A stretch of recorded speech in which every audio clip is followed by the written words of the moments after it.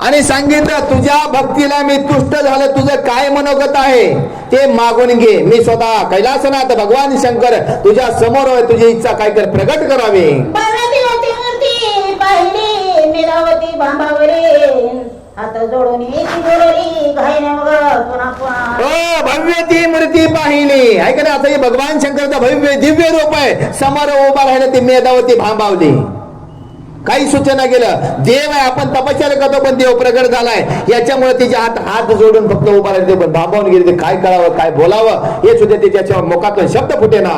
पती रे पती रे पती रे देवा, पती रे मद देवा, कवारू तो मजला व्हावा पुरावा हे तो माझा. बघा काय मागितलं, या मेधावतीने भगवान शंकर प्रसन्न झाले, भांबावून गेले की माणूस काही बी बोलल्याशिवाय राहत नाही. म्हणजे भांडणात नीट बोलत आहे का नाही बोलत. आता भगवान शंकर प्रसन्न झाले तेव्हा मेधावती सांगितले पती देवा पती पती देवा पती देवा पती देवा 5 वेळा म्हणले. किती वेळा